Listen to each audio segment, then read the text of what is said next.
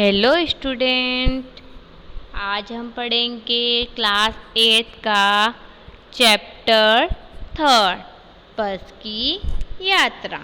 कौन सा चैप्टर पढ़ रहे हैं हम? बस की यात्रा। इसके हमने 2 पार्ट कंप्लीट कर दिए थे। आज हम इसका पार्ट 3 पढ़ रहे हैं। लेखक बस के बारे में बता रहे हैं हमें। इसके लेखक कौन है? हरिशंकर परसाई। वे हमें बस के बारे में बता रहे हैं। वे बस की यात्रा कर रहे हैं। वो बहुत बूढ़ी बस है, वृद्धा की जैसे, इसलिए उसके बारे में बताया जा रहा है। अब हम आगे देखेंगे। एकाएक फिर बस रुकी, मतलब एक जगह बस वापस रुकी।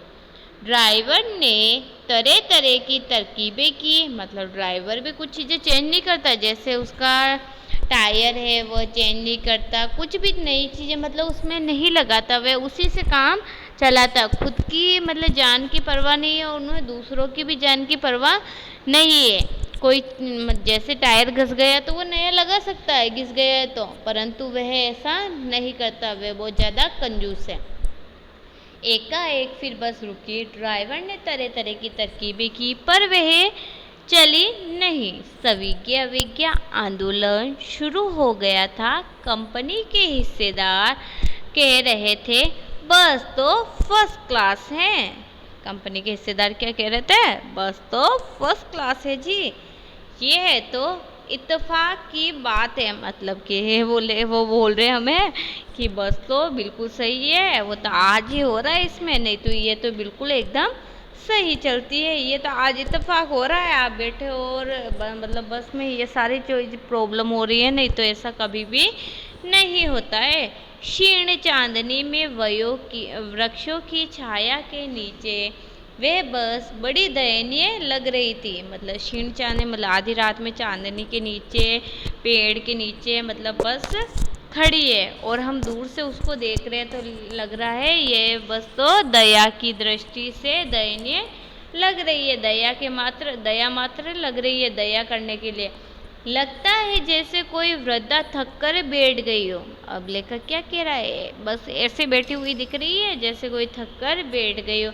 हमें ग्लानि हो रही थी कि बेचारी पर लदकर हम चले आ रहे हैं। मतलब हमें अफसोस हो रहा था कि बेचारी ये तो बूढ़ी हो रखी है और हम इस पर बैठकर आगे जा रहे हैं।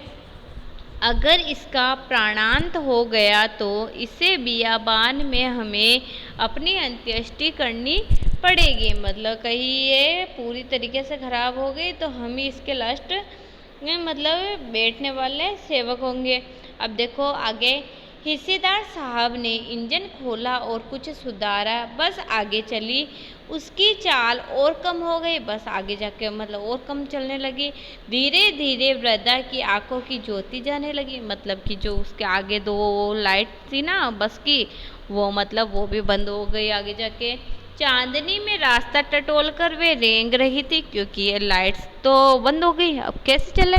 तो मतलब कि अंधेरे में रास्ता देखते देखते वो ऐसे ही चल रही थी। आगे या पीछे से कोई गाड़ी आती दिखती तो वह एकदम किनारे खड़ी हो जाती, क्योंकि उसके तो सारे पुर्जे खराब हो गए थे, तो वो साइड में खड़ा कर देते हैं और कहती, निकल जाओ बेटी। अपनी तो उस वह उम्र ही नहीं रही। मतलब कि बस आज साइड में कोई भी निकलता तो ऐसे सोचती कि निकल जाओ बेटी, मेरी तो उम्र हो गई है। एक पुलिये के ऊपर पहुंचे ही थे कि एक टायर फिस करके बैठ गया। मतलब आगे जाके क्या हुआ? टायर पंचर हो गया। वह बहुत जोर से हिलकर थम गई, मतलब बंद हो गई। अगर स्पीड में होती तो उछलकर नाले में गिर जाती। मतलब इस पे अब तो धीरे चल रही थी इसलिए फिस होकर रुक गई, नहीं तो कहीं तेज होती तो उछलकर नाले में गिर जाती। उस कंपनी के हिस्सेदार की तरफ पहली बार श्रद्धा भाव से देखा। मतलब जो बस का मालिक था उसको देखने मतलब देखा श्रद्धा के भाव से। वे टायरों की हालत जानते हैं, फिर भी जान हथेली पर लेकर इसी बस में से सफ़र कर रहे हैं। मतलब कि उनको पता है कि टायर घिस गए तो वो चेंज करा सकते हैं, मगर खुद की जान भी हथेली पर लेके और दूसरों की जान को भी खतरे में डालकर वो चलते हैं। उत्सर्ग की ऐसी भावना दुर्लभ है, मतलब ऐसी भावना तो अच्छी नहीं है। सोचे इस आदमी के साहस और बलिदान भावना का सही उपयोग नहीं हो रहा है, मतलब ये ऐसा व्यक्ति है, इसके साहस का उपयोग यहाँ पर नहीं हो रहा है। इसे तो किसी क्रांतिकारी आंदोलन का नेता होना चाहिए। अब लेखक क्या कहते हैं, इसको तो किसी क्रांतिकारी आंदोलन का नेता होना चाहिए। अगर बस नाले में गिर पड़ती और हम सब मर जाते तो देवता बाहे पसारे इसका इंतजार करते, मतलब इसको हम तो स्वर्ग में जाना पड़ता, मतलब जाने के लिए मतलब देवता वहाँ इंतजार करते कि ऐसा आदमी कौन है जो इतने महान आदमी है, जिसने एक टायर के लिए प्राण दे दिए। मर गया ये टायर नहीं बदला, मतलब कि बस के मालिक के लिए बोल रहे हैं ये मर गया परंतु टायर नहीं बदला। दूसरा घिसा टायर लगाकर बस निकल पड़ी, मतलब कि बस के अंदर एक और टायर होता है उसको चेंज कर लिया और उसको लगाकर बस वापस चलने लगी। अब हमने वक्त पर पन्ना पहुंचने की उम्मीद ही छोड़ दी थी। अब हमने हमारे घर पहुंचने की मतलब उम्मीद ही छोड़ दी थी। पन्ना कभी पहुंचने की उम्मीद छोड़ दी थी। पन्ना क्या, कहीं भी कभी भी पहुंचने की उम्मीद छोड़ दी थी हमने, मतलब पन्ना क्या, हम तो कहीं पर भी जाने की उम्मीद छोड़ दी थी।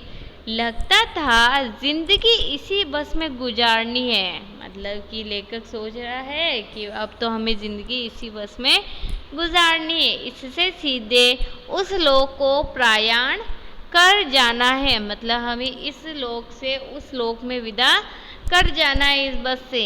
इस पृथ्वी पर उसकी कोई मंजिल नहीं है, मतलब इस पृथ्वी पर भी कोई भी मंजिल नहीं है। हमारी बेताबी तनाव खत्म हो गए हैं, हम बड़े इत्मीनान से घर की तरफ बैठ गए। चिंता जाती रही, मतलब अब हमने चिंता करना छोड़ दिया और अब हम सब दोस्तों ने हंसी मजाक चालू कर दिया। इसमें लेखक अभी तक हमें नहीं बताया गया कि लेखक घर पहुंचा या नहीं ही, इसमें बस ये बताया गया कि लास्ट तक इन्होंने हंसी मजाक की और इसके लेखक हरिशंकर परसाई है। इस चैप्टर में आपको कोई चीज़ समझ में नहीं आई, कोई शब्दार्थ समझ में नहीं आया तो आप हमें पूछ सकते हो। इसके क्वेश्चन आंसर हम अगले वीडियो में बताएंगे आपको। Thank you.